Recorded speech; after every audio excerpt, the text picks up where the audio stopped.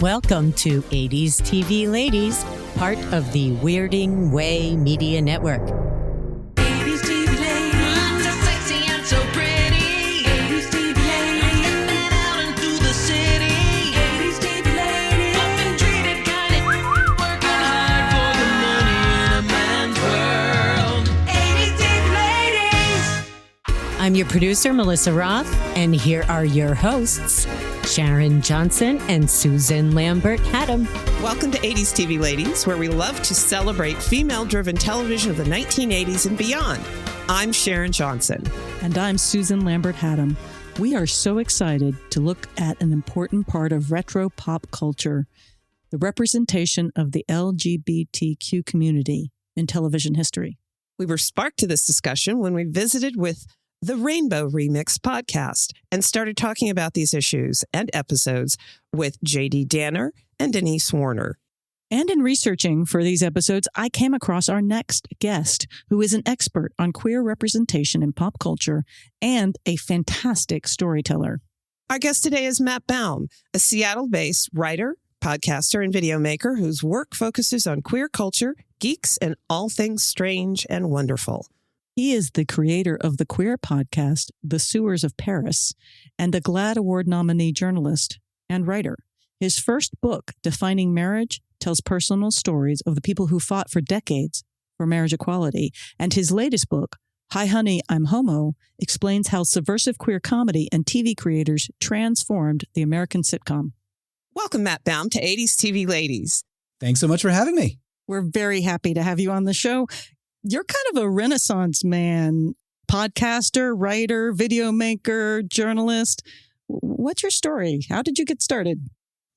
Boy, yeah, it's true. I do a little bit of everything, but basically I make content for the internet. I make podcasts, make videos. I write often about pop culture from a queer perspective, but I tell stories about the making of iconic TV and film. And about the incredible people behind some of the most interesting stories and interesting pieces of entertainment out there.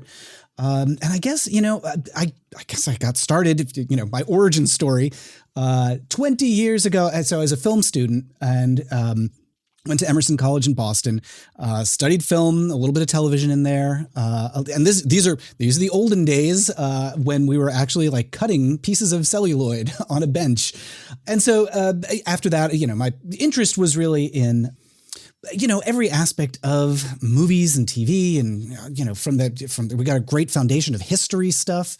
And then I went into moved to Los Angeles, was working in the industry. I worked for Jim Henson Productions. I worked for Lucasfilm up in San Francisco. So I was really embedded in all that. And somewhere in there, I really started to get interested in, as a total side thing, some of the political stuff that was going on around gay marriage or marriage equality, because there was a lot of, litigation and legal stuff happening. And I was like, well, how can I use what I know how to do in my interests and, media production to try to advance equality in some way? And this was just around the time that YouTube was taking off. So my partner and I started making videos about we interviewed same-sex couples about why they wanted to get married, started making videos about the importance of civil rights. And what that kind of turned into was a realization that one of the ways that culture moves and one of the ways that people connect with each other is through entertainment and stories, and often through comedy. And that really became a focus for me, especially, I'm jumping way ahead a couple of years now. But in the last few years, I've really been focusing on movies and TV and making YouTube videos, writing, making podcasts, how that stuff connects us as people, how we come to understand what's going on around us and with each other. And so that's what kind of got me to the point of that I'm at now, where I make YouTube videos about some of the most, groundbreaking episodes of television, films, actors, people behind the scenes. And now I've got a book coming out about the history of queer characters on sitcoms. So it's become an obsession for me. And I guess, another place that it started is just, I really love this stuff. I really love television. I really love movies. I love acting, actors and producers and writers. And I just think they do amazing work, and they bring us joy and happiness, but also there's a lot of, important stuff going on just under the covers, behind the scenes, that the entertainment that we love reveals about us and about each other. So anyway, that's a very long-winded explanation. No, but a great explanation, and kind of exactly why we're doing 80s TV Ladies. Like, I was curious about looking at representation of women and how that shifted from the 80s to now. But we kind of cover, we go into the 70s. Just television history in general is really interesting because, it feels like you might be a little bit younger than I, but I also went to film school when there was still film cutting and the very beginning of video editing from VHS to VHS. That's what we had. Oh, yeah, I remember. Oh, yeah. That was fun. Yep. Those decks, you put one tape in, you put the other tape in. It was pretty amazing. But the representation matters, as we've learned so many times over and over again. But I'm fascinated, by gender and our explorations of gender now, but also looking back at the time of the 80s, which was my childhood and young adulthood, and kind of wondering how we got here from there, but also recognizing how much television taught us. Like, we forget that pre-internet television was definitely a form of information, even in a sitcom, right? Yeah, very much. That was kind of a window to the world, right? Like, for me, I think I might be just behind you because 80s was my childhood, and going into the 90s, I was a teenager in the 90s. But, I do remember learning stuff for better or for worse, from sitcoms about other cultures and other people. And, I grew up in a suburb in Connecticut. And so there was not a lot of exposure to the great big world out there. And so, sometimes it might be something as simple as like, oh, that's what life is like in a big city, when I'm watching Seinfeld. Or it's something, more important where, I vividly remember Linda Ellerby had a special on Nickelodeon about HIV. And I'm pretty sure that was the first time I'd ever heard that topic discussed on television. That's where we learned that stuff. And, so I'm always so curious to hear what it was for other people like that. I can pinpoint some of the shows that kind of shaped me as a person. And I think everybody has those stories like, oh, that was the show that really taught me something valuable. What was your TV diet like as you were growing up and, through adulthood? What were some of the things you remember watching? I was in an interesting position because I think my household, my parents really respected the power of television to shape a person. And so there was a lot of deliberate care put into what appeared on the screen. So there were some guardrails. There was a limit on what hours we could watch. Television did not come on until 6 p.m. And then there was a lot of parental monitoring of stuff, which, looking back on it was very frustrating for me at the time because I'm like, I want to watch after school cartoons. And this could be why I became so obsessed with this medium later on as an adult.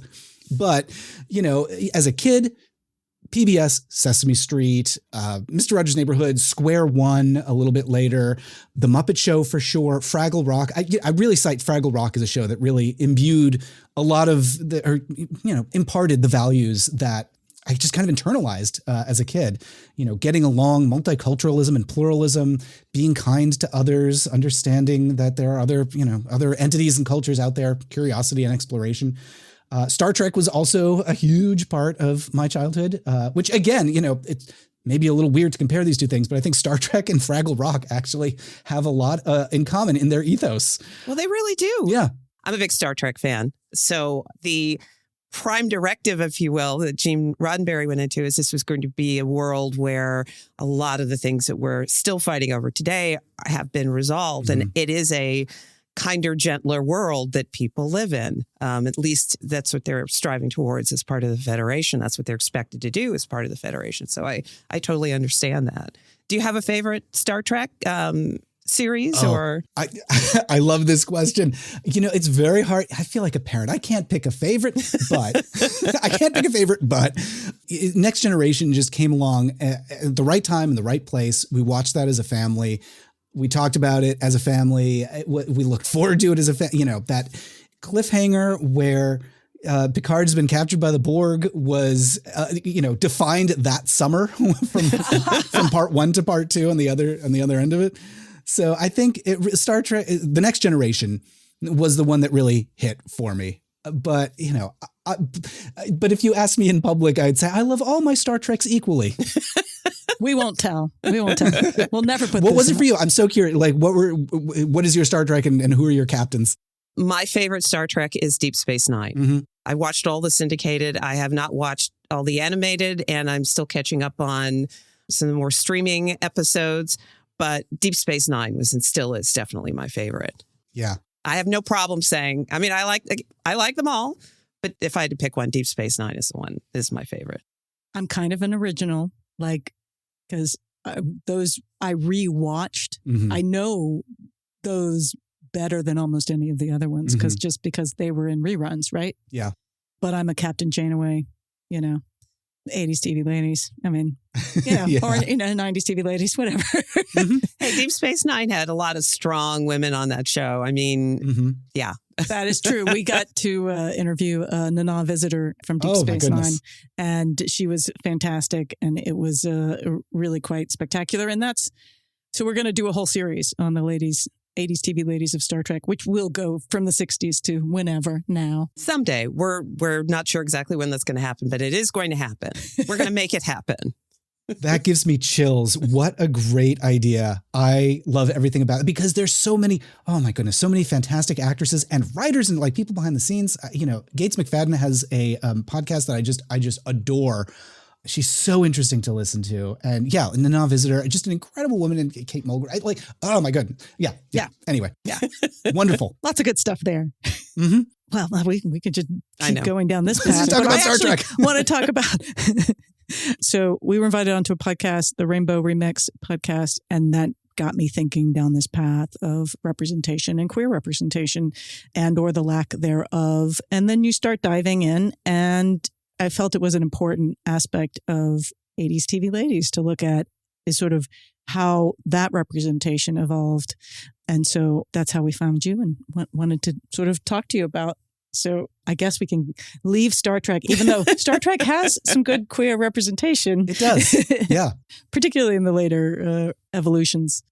If we can certainly talk about DS9 and the intriguing lesbian kiss episode, the Jadzia's whole approach to sexuality. So I'm fully prepared to discuss that topic. But also, if we're sticking to the 80s, there's a lot going on there too. Gosh. Well, I want to kind of start from beginning if we can. Sure. Like just a little bit of a 101 on early gay representation on television. The 101 on early gay representation on television is really that it's that animated GIF, that meme of John Travolta in Pulp Fiction looking around and like, where is everybody? It's because there's not a lot of it.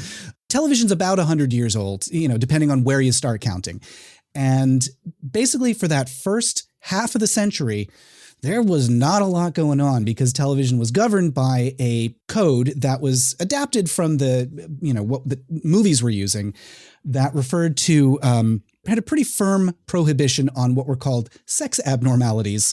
Not a great label, but if you wanted to find anything queer, either on radio or television, you really had to go searching and basically look for either subtext or occasionally, if you're really lucky, if you tune in at the right time, you might see something pretty derogatory without characters getting too explicit because they couldn't. Bob Hope might tell a joke about Christine Jorgensen or something like that. And if you know what he's talking about, you'd get it, but it would go over everybody else's head.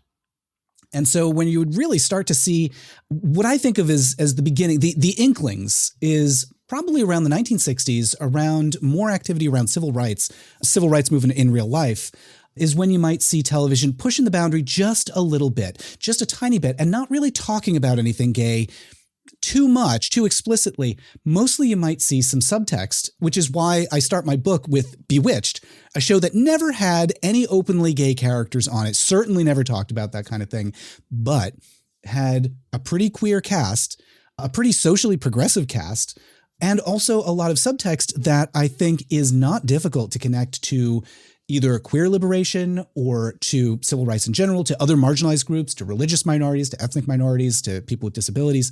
I think Bewitched is a show that is it's just a thing of beauty for people who might feel like outsiders. And when you go back and watch through that lens, it's already a very funny show, but it really becomes something beautiful when you consider that. And this was their intention. They knew what they were doing, behind the scenes. When you think of it as a show that is giving comfort to people who feel like, they don't have a place in the world, gosh, it's such a beautiful show. Wow. Yeah. I haven't rewatched it, but I have, heard that aspect of it and want to. So it's on the list. Yeah. It'll be a big, long list, but that's really interesting. Is there anything significant? Like, is there an episode, or is it just the whole tenor of the show and some of the characters? There are some very significant episodes. One of the very first, I think it's episode 5 or 6 or 7 in season 1, is called "The Witches Are Out," which is so close to an allegory for homosexuality. So it begins with Samantha, and if you're not familiar with the premise of the show, it's about a witch, a woman who's secretly a witch who marries a mortal, and this couple, this sort of, you might think of them as interfaith couple, is how they were often thought of. They attempt to move to the suburbs and blend in and live a quote unquote normal life, which means that the witch, Samantha, is often called upon to hide who she is. Well, at the start of this episode, the witches are out early in the series run.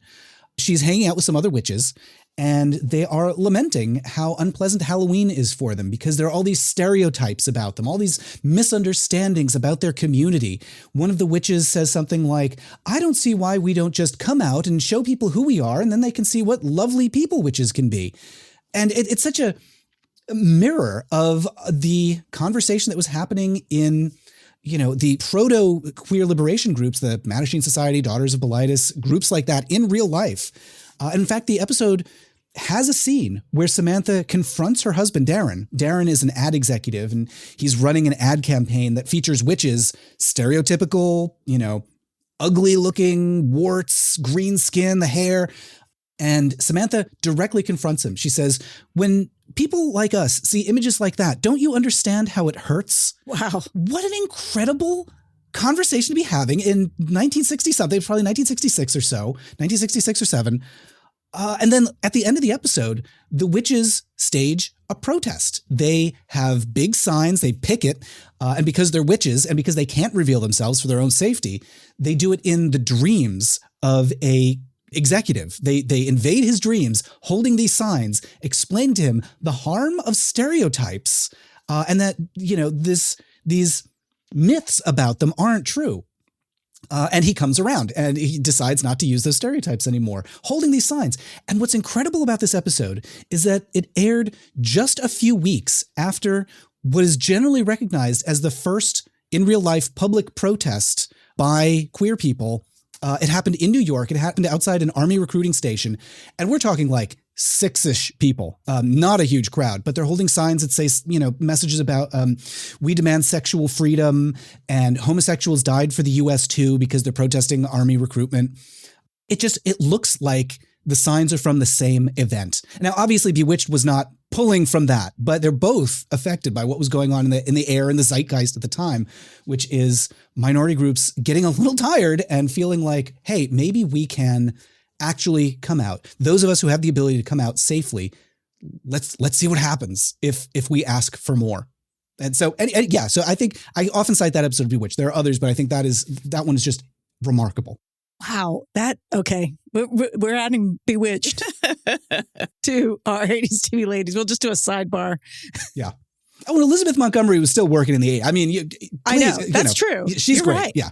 It is interesting how in the writing in the 60s and certainly more, I think more so in the 70s and 80s, there was almost this subliminal effort, whether it be for gay rights or for civil rights or others, to try to get that message through. For a lot of people. It just went right over their heads, I'm sure, but it did manage, I'm sure, to get through to some. Yeah.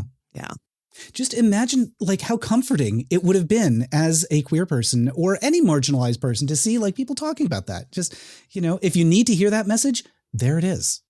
Television is so great with the metaphor. Like it really is like, from Buffy, I think about Buffy a lot. Yeah. And how much the metaphor of that show was resonant to so many people. Wow. All right. So some of the stuff that I saw in my little research was really like one-offs. Yeah. Like it would be episode to episode, Mhm. things like that. What were some significant moments that were like, okay, here's a huge, this goes on the timeline Yeah. in terms of, Yeah, well, some of the big milestones, obviously, All in the Family. Norman Lear did a ton for representation. I would say in 1972, I believe, All in the Family premieres. Also, the last year of Bewitched. So it's just incredible to think like those two shows Yes. overlapping. Very different approach, very different vibe. Anyway, so All in the Family, in their first season, they had an episode called Judging Books by Covers, which featured a queer person. They never say the word gay. The gay character himself does sort of evasively talk around who he is and around coming out. But he is also presented as a big, bold, macho guy. He's not the stereotype that people might think of. Part of the point of the episode is that you cannot judge people based on appearances. And then a little bit later in the run, I think one of the most memorable characters that All in the Family did was a character named Beverly LaSalle.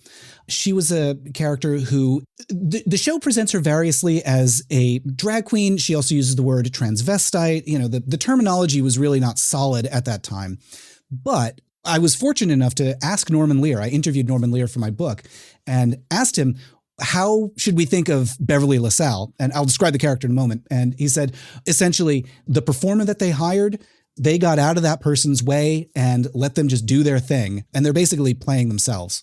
And so Beverly LaSalle, as she appears on screen on All in the Family, is a drag queen who comes to the bunker house because Archie, the patriarch who is rather conservative and set in his ways and very, right-leaning, he has saved the life of what he believes is a big, tall, classy broad, as he calls her. She fainted and he gave her mouth to mouth, and she now comes to the house to thank him. And in so doing, reveals that she is actually a female impersonator is one of the terms that she uses. And there's a great moment where there's Archie continues to misunderstand what this means. He says to her, well, let me just say thank you, miss, unless you ladies likes to be called Ms. And, he thinks he's being so like wry, like, oh, Ms, haha. And Beverly says, why don't you call me Mr. and pulls off the wig. And, the episode is hysterical and wonderful and presents Beverly as a real hero. Beverly comes back a season later. She comes back a season after that. She becomes a recurring character. The family's relationship with her deepens. She really becomes a part of the family, which I think is significant on a show called All in the Family. Like that family refers to and includes Beverly. Edith, at one point, Edith is Archie's wife, says to Beverly, to me, you're like a sister. Well, brother. Well, both rolled into one. And it's very sweet. There's another episode where they discover that they have a lesbian cousin named Liz, who they only learn this after Liz passes away, and they meet her partner. And there's a lot of drama around whether to recognize this partner as a member of the family.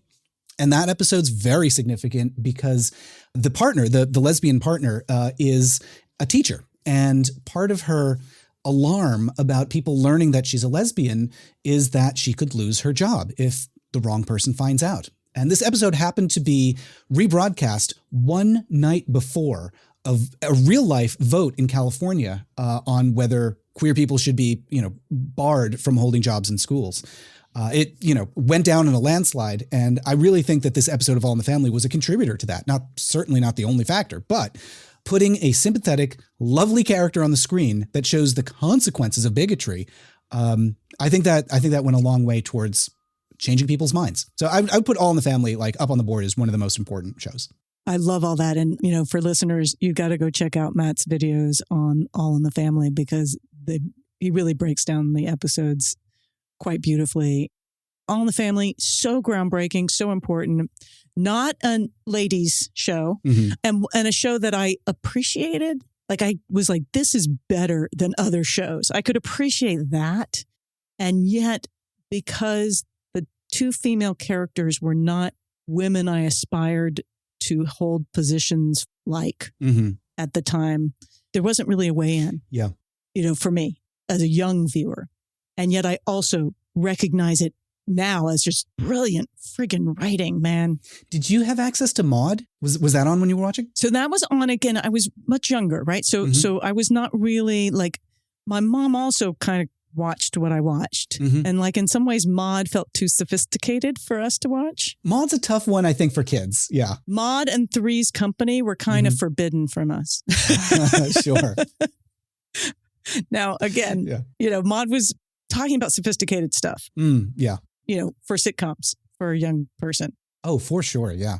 But the All in the Family, it's always been a struggle for me because it's like, okay, but the center always comes, it's Archie Bunker's place, right? Yeah. It always comes back to Archie Bunker. And he is so, it's a very conflicting show for me Mhm. because I understand it's groundbreaking, but I also find at its core, it's so misogynist that it's really, as many times as they made Archie have to face his prejudice, Mm-hmm.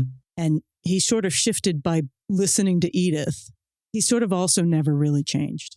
No. I think that's that character's role. And I think that's something that went over a lot of viewers' heads too, is that Archie's not the hero, or at least he's not intended to be. But I think the show is also kind of a Rorschach test in that if you want him to be, or if you're afraid that he is, it's very easy to see him that way, to sympathize with the quote unquote wrong. But the character who's not intended to be the hero, just to be like, yeah, sure, I'm taking him at face value. Archie, yeah, he's the good guy here. Not how the show was meant, but I do think that's how a lot of people received it. Yeah, I seem to recall reading well after the fact that it was one of those shows, and Archie is one of those characters where people who tend to lean towards his way of thinking think he's a great guy. Mm-hmm. People who don't think he's an idiot and a buffoon. Mm-hmm. And everybody is watching the same show. Yeah. And yet they're taking out of it something completely different. Yeah. And in a lot of ways, that's the brilliance of the show for me. I think a little bit. Yeah, I agree. Like, I think that really indicates like how good the writing is, that you can take so much away from it. And I do think that there is absolutely there's just some misogyny baked in part because of the time. There's a story about Norman Lear when he met Susan Harris, who wrote for Maude and then went on to, among other things, create the Golden Girls. When Norman Lear met Susan Harris, reportedly, he said to her, "No one can look like you and also write." And she says to him, "Well, that's an appropriate remark for a man who's making a show about a bigot." So I love that she put him in his place in that way, but also, it sure was different times. Yeah. That's great. So that we can segue into Golden Girls if you'd like. Yes, please. Yeah. Incredibly groundbreaking show. We haven't yet covered it immensely.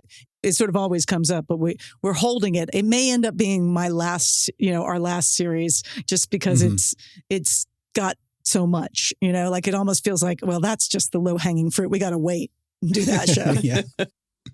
I agree. I think the Golden Girls and Designing Women are the two, like what I think of as the iconic women-led ensembles of the 80s on television. Nurses is in there, and there's other shows, but gosh, Golden Girls is.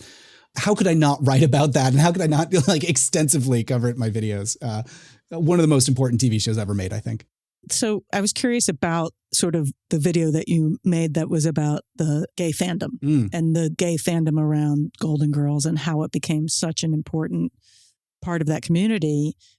I mean, can you talk a little bit about that? Yeah.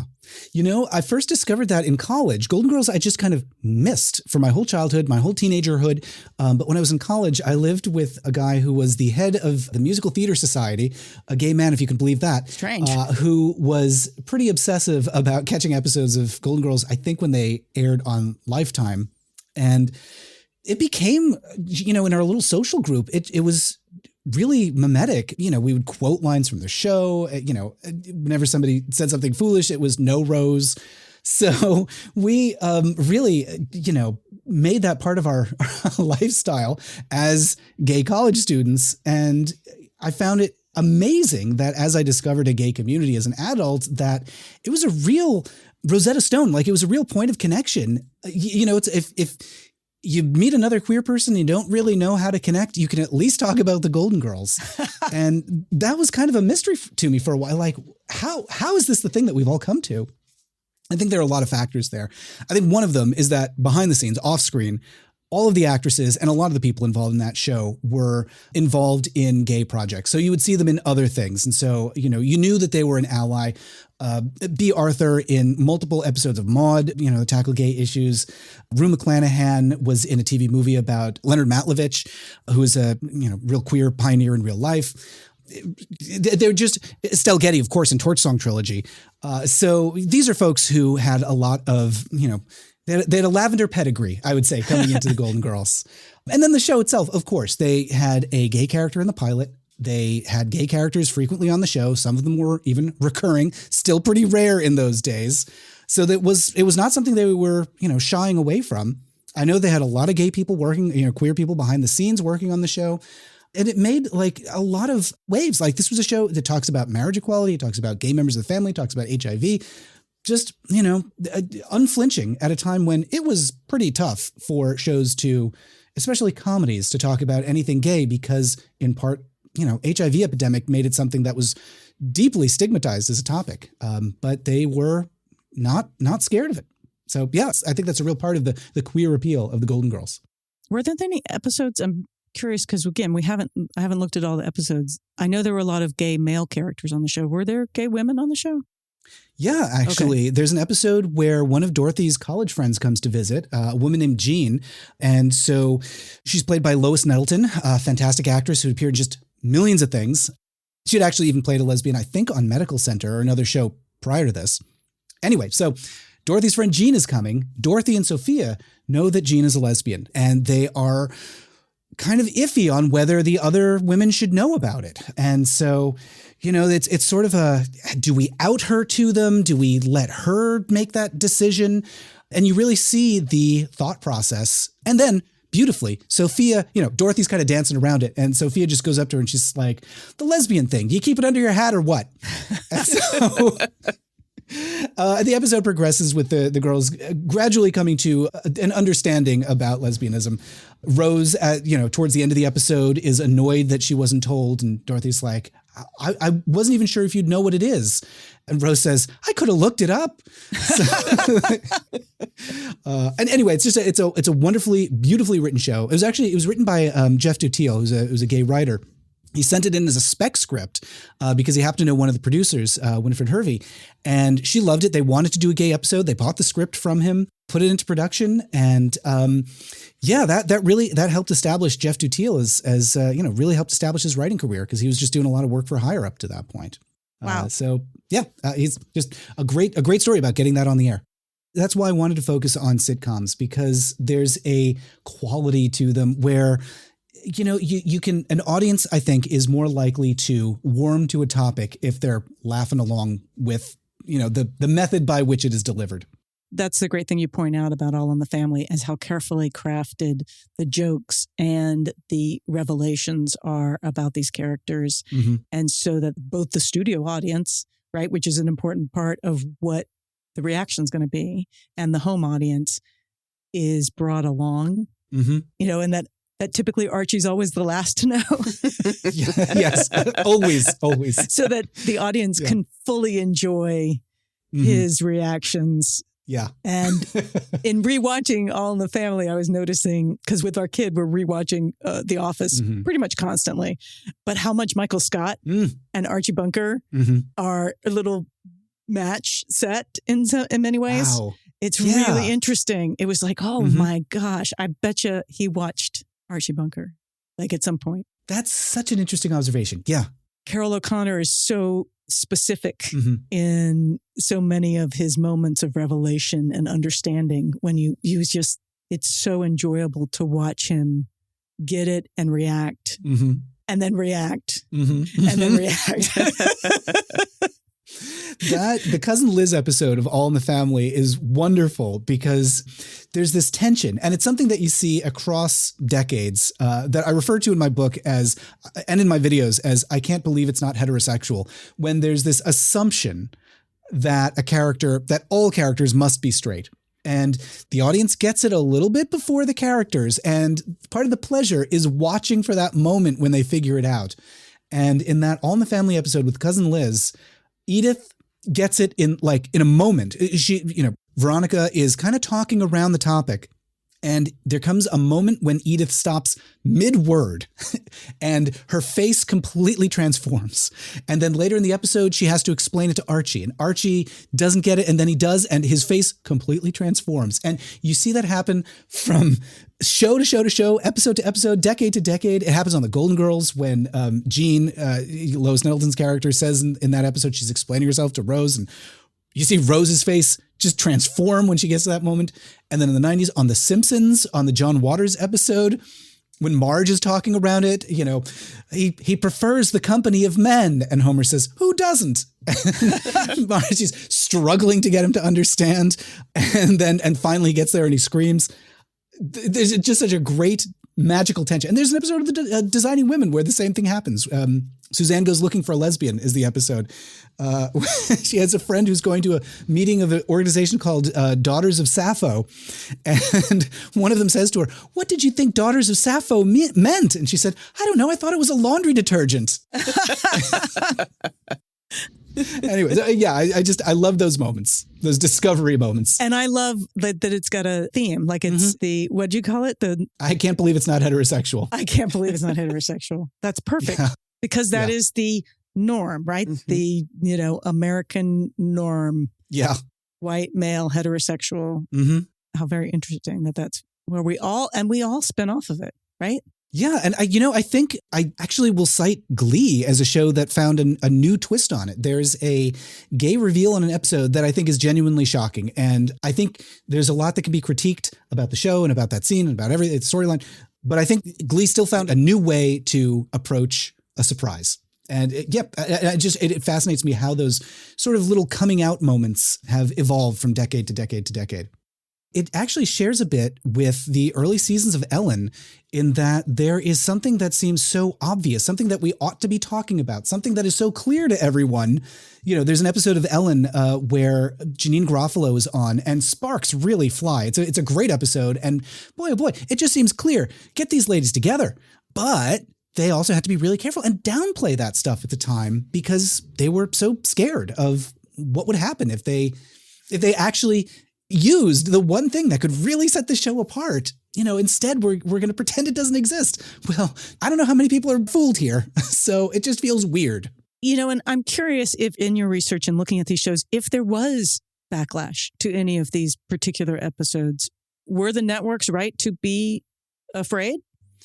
Yes and no. So there are some episodes that they really took a gamble on. I'm thinking in particular of Soap. ABC was terrified of what was going to happen when they put Soap on the air.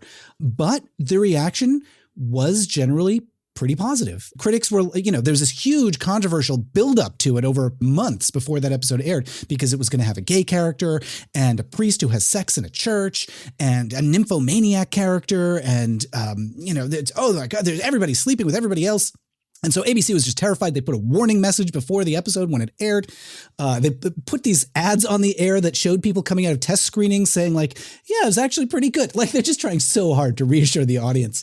And then it airs and critics are like, oh yeah, that was okay. That was fine. Same thing happened, even not decades, but years earlier in 1972 when they aired That Certain Summer on ABC, pretty groundbreaking made-for-TV movie that featured a same-sex couple. The ABC's poised for the, switchboards are like ready for the angry calls to flood in. Well, the calls were actually pretty positive. With the Golden Girls, when they had a episode about, I believe it's the episode where Blanche's brother plans to marry, or it might be one of the others with a queer theme. Anyway, the bulk of the feedback was actually about B. Arthur's hair. So people who wanted to weigh in on that topic. So generally speaking, the public backlash from most viewers, pretty limited. That having been said, there's an awfully loud, small, but very vocal backlash from groups like, when Ellen was coming out, the Southern Baptists organized, these colossal boycotts. And so there would be, essentially interest groups on both sides who would make as much noise as they possibly could. And they didn't represent, by and large, the millions of people who are watching. The Traditional Values Coalition, had a small but very loud membership. On the other side, GLAAD had, I would say not a huge membership, but they were pretty savvy about making their voices heard. So you got a couple people with megaphones, but generally speaking, the viewing public was mostly just interested to see what the fuss was about and couldn't be bothered to write angry letters until there was something truly egregious, which was pretty rare. I'm thinking of made-for-TV movie called, what was the name of it? Born Innocent with Linda Blair in the mid-'70s. That really does, I think it was 74 or 75, just completely crosses a line. It's about a 14-year-old girl who is in a detention facility. She's sexually assaulted. There is, some pretty derogatory depictions of lesbianism and broadcast in prime time, at the same time as Happy Days.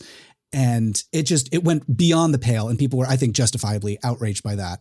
Generally speaking, though, people are just like, okay, that's on television. Sure, I'll watch that. It made me laugh twice. I'm good. Yeah, exactly. And so let's talk about lesbians on television. Mm-hmm. Because, when I'm going through and we're looking for these episodes of queer representation, it's even slimmer if you're looking for women representation. Yeah. It's a real shame. I think part of that is because, generally speaking, in terms of like what you might see in newspaper headlines, a lot of the activists and public figures were men. Obviously, not all of them, and that doesn't actually represent what was happening on the ground, but I think a lot of the attention was paid in real life to male activists and, spokespeople. And also, I think that's just the misogyny of the television industry, that they are more interested often in male characters than women. That having been said, I think there's a phenomenon where shows saw lesbian characters sometimes as safer than gay characters. And so you'd see this phenomenon, especially in the 90s, of the lesbian kiss episode for Sweeps Week. And I think that felt perhaps less threatening than a gay kiss episode, because, on LA Law, on Roseanne, on Deep Space Nine, I think they were quicker to show women kissing, but also than to sort of erase the lesbianism by saying, oh, it was just an experiment. Oh, it was just a one-time thing. Oh, that character's getting written off the show. We just did it for Sweeps Week and now they're gone. So it was LA Law, the first lesbian kiss? Do we know that? I'm pretty sure it was. There may have been, Picket Fences was in there somewhere, but I'm pretty sure LA Law was the first one. And then it was literally a scene. Yeah. And then nothing happened. Yeah, there's a kiss, and then it's like, well, that was weird. Anyway. And then they moving on. Moving on. Yeah.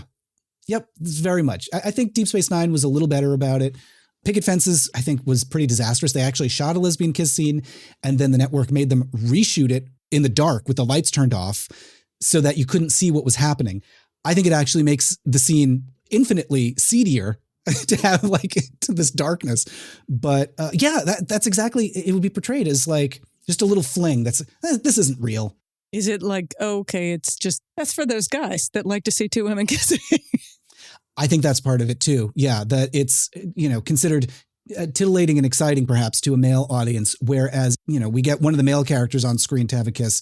It's something far more, dramatic or threatening. There was an episode of, I think 30-something that had two male characters just sitting next to each other in bed, not even touching. And, that it's a catastrophe. Oh, there's an episode of, not Sex and the City, but Tales of the City. Oh, yeah. That again on PBS that was, I don't know if there's a specific episode or it's just like overall people were upset about it. But there's a kiss, there's a bathhouse scene, there's clearly gay lovers in that show. And again, and that was pretty early on. I remember that. Yeah. Yeah. Yeah. That was, I want to say like early 92 or 94 or so.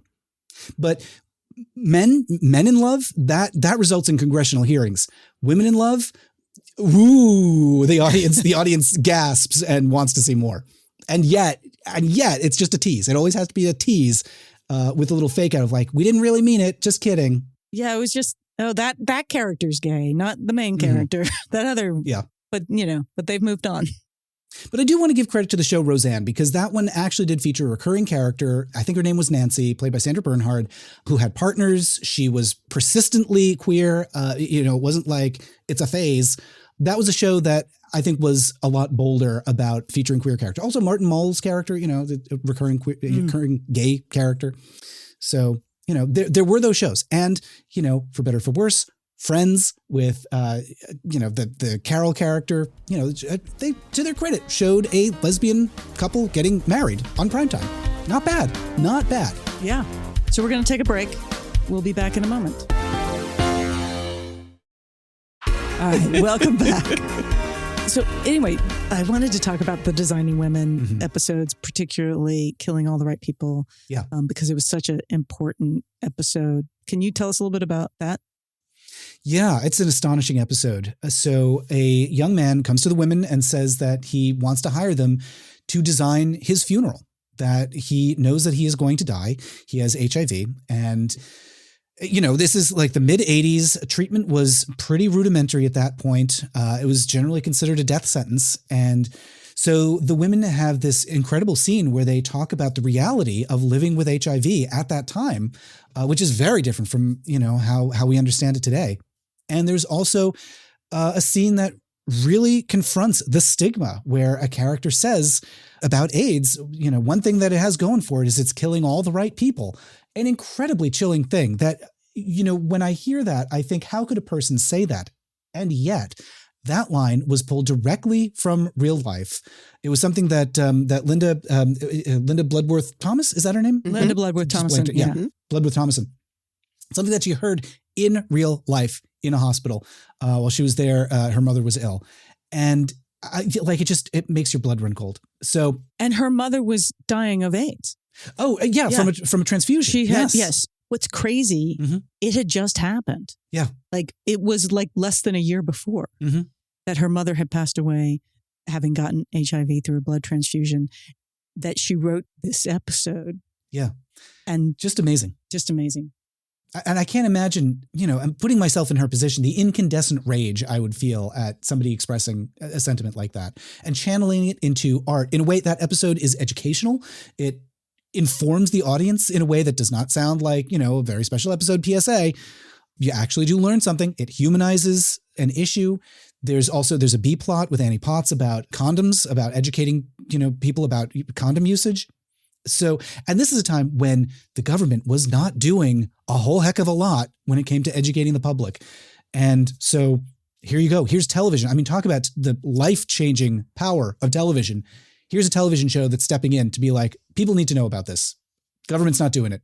We're going to do it. I'm noticing that so much, particularly for 70s and 80s television, how much television was teaching us how to do things. Yeah. And imparting information, and usually in a very clever way, right? Sometimes it felt like, PSA kind of thing, but talking about Designing Women, talking about breast cancer. Yeah. Cagney Lacey also looking at breast cancer, talking about abortion, talking about rape and date rape, and obviously they're able to take a more serious tack, but it's really pretty amazing how much information, pre-internet that was like, oh, yep, this is what HIV, and tying the HIV to high schoolers being able to access condoms or hearing about sex education, basically. Huge, right? Yeah. And, if, for an audience that's living in a major city, this stuff is not going to be breaking news, probably. But the thing that's amazing about television is, it reaches everywhere. Almost 100% of households have a television set.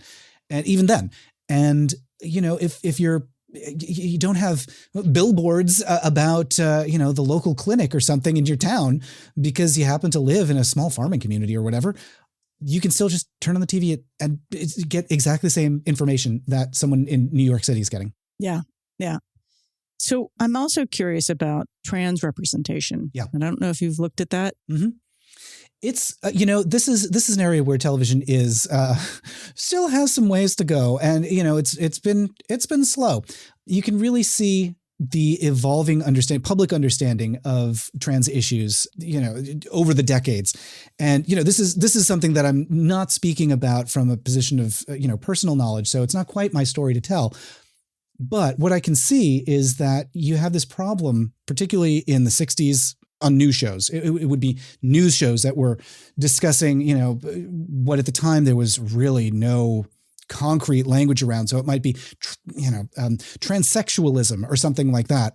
Then into the 70s, there's a real misunderstanding of gender identity and sexual orientation, where it's just assumed that, gay men, if you let them go far enough, all gay men just want to be women. No, that's not exactly how it works. But that's kind of the understanding. And then eventually you get into a somewhat better understanding into the 80s. And I actually think, you start to see a few characters like, I can't remember the name of the show, but it was Annie Potts and Alfred Woodard were on a show. One Fine Day. Yes. There's an episode in which RuPaul plays a transgender woman. And, again, they didn't hire a trans actress, but also your choices were pretty limited back then. So gradually into the 90s, you might see as public understanding was sort of coalescing, gradually television got there. But it was slow. I'm thinking of Friends. Friends had I would say, pretty faulty depiction of a character as Chandler's parent. And it's really difficult to know how to refer to this character, played by Kathleen Turner, alternately referred to as a drag queen. Sometimes this character is a drag queen. Sometimes it's a trans woman. Sometimes it's a topic that people just don't know how to talk about at all. And Marta Kaufman, one of the co-creators of the show, said that they just didn't understand the issue at the time. Looking back, they would have done it differently. Kathleen Turner said that in retrospect, she wouldn't have taken that role. She would have given it to, allowed it to be cast with a actual trans person. So, I think progress has been made since then, but boy, oh boy, sometimes you really have to drag television kicking and screaming to do the right thing. Well, and to reflect people, right? Like that's the interesting thing is it feels like, the loud megaphone voices notwithstanding, these were not, by the time it's on television, the question is television leading culture? Is culture leading television? I think on that issue, absolutely, television was lagging way behind. Even, if we go back to the, earliest days of this being a public conversation in the 1950s when it was, just a wacky news item at best, of course, there were people who this was their lived experience. They understood it better than anybody else because it was their life. And those voices were just not allowed to speak up. They were not given, a microphone.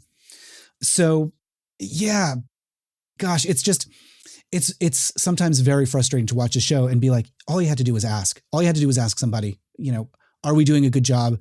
What's your experience? What are we getting wrong? You see shows do that now. And I think that's great generally. So, it is a shame to see that there was an opportunity here. Television had an opportunity, mass media in general, film, like it all. It could have been doing so much more. And yet we held back. And for what? Why? What was the point? Well, I think it almost inevitably comes down to the gatekeepers and particularly at that time, there were very few, right? It was a very, there wasn't 78 streaming channels. Exactly.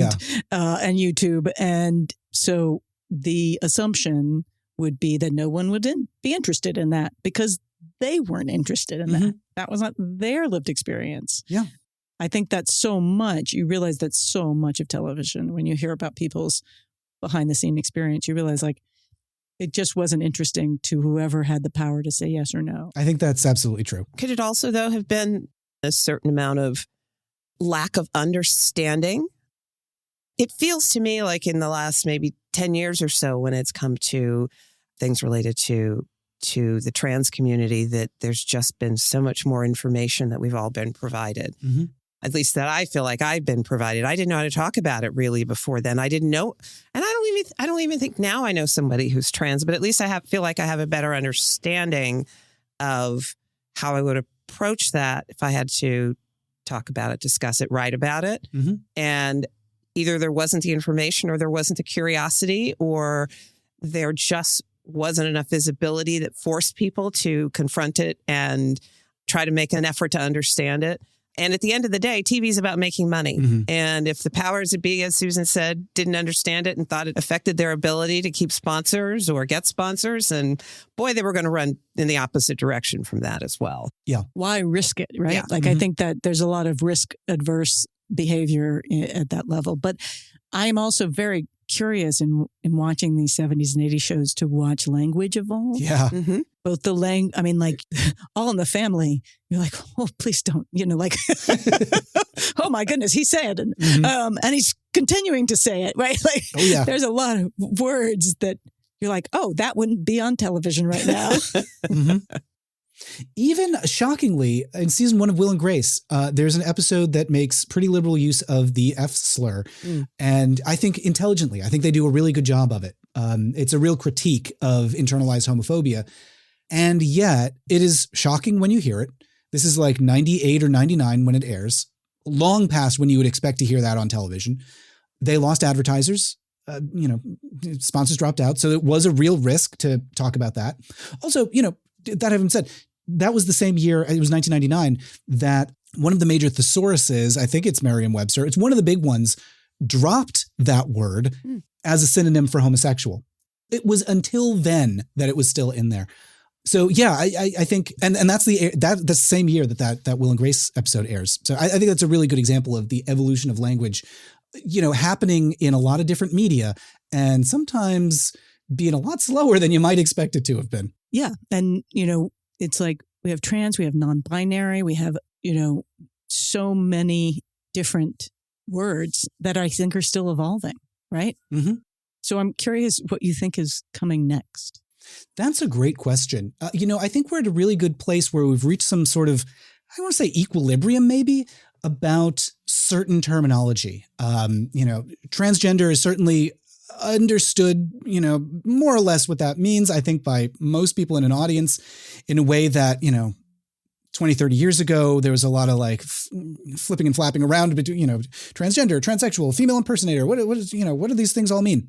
And so I wonder if, it feels like that's actually one area where we can kind of make a check mark and say like, okay, we got it. We understand the terminology now. And I think linguistically, right now we're actually in a pretty good place.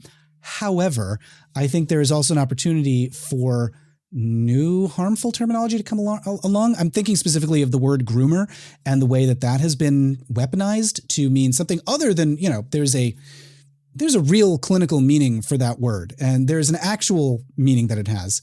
And then there's the meaning that conservatives might want it to have and might use it in a way that's not intended. In the same way that the word woke has been mutated by, a bigoted right wing, I think we got to watch out for language being turned around to, words that are either innocuous or meant something else being turned against us. And I don't really know what to do about that other than to, I think the language is less important than the depiction. I think what's important is both are important, but what is really important is the representation of real lived experiences. And that happens through people in real life, living their lives. And if they're if they're privileged enough to be able to do this safely, to be a role model and an example. Not everybody can do that. Not everybody should have to do that. But if you're in a position where you can, great.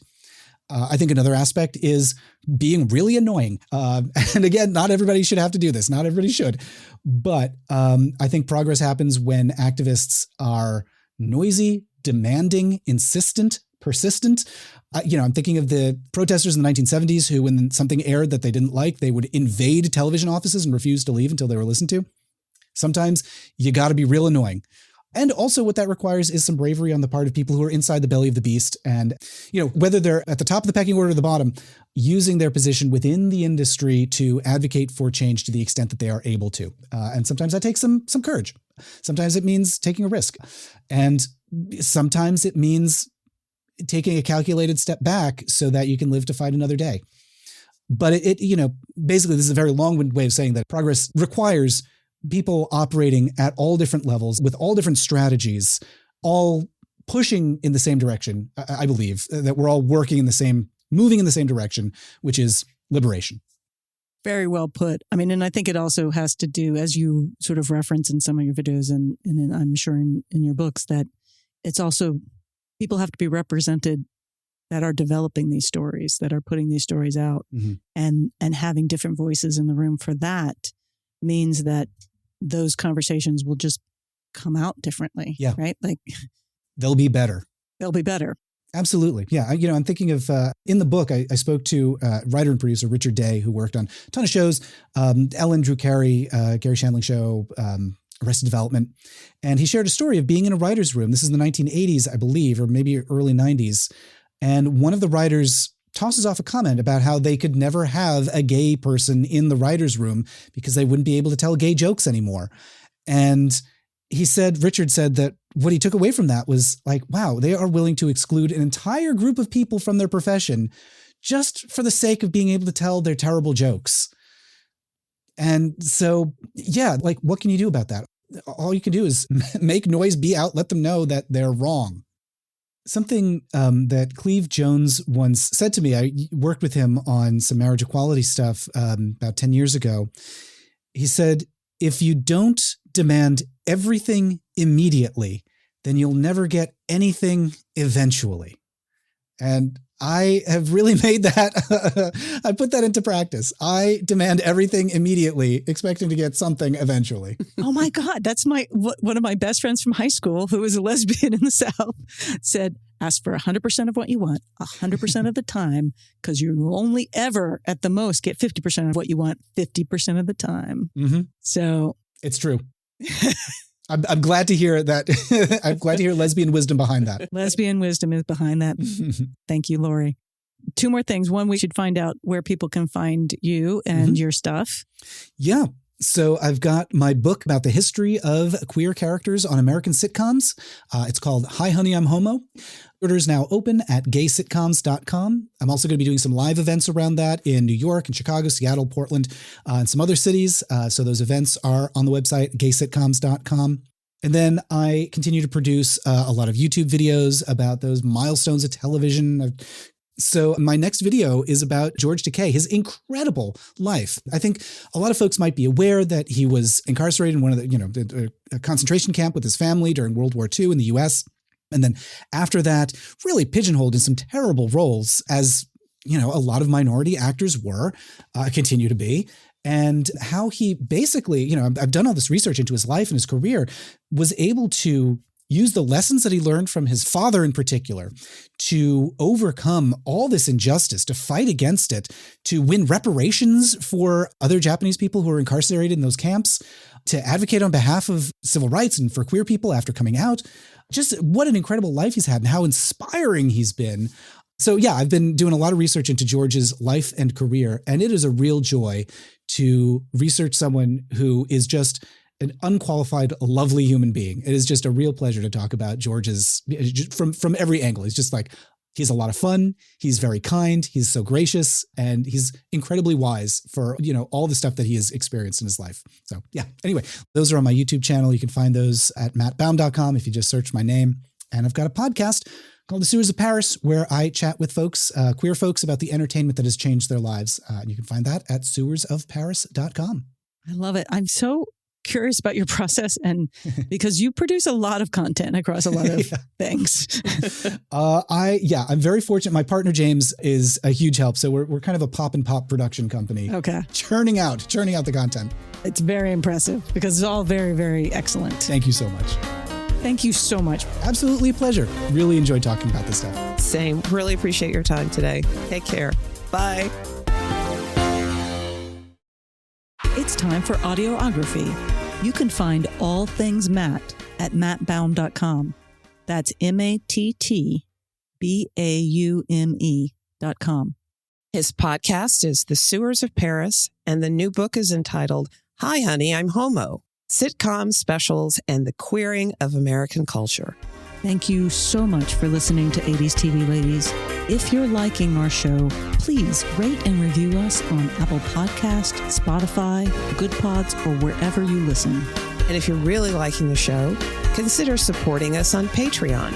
You can help us make more episodes, and you get videos, perks, and ad-free episodes. Go to patreon.com/80s TV Ladies. There's a 7-day free trial going on, so try us out for free. Be sure to tune in for our next episode.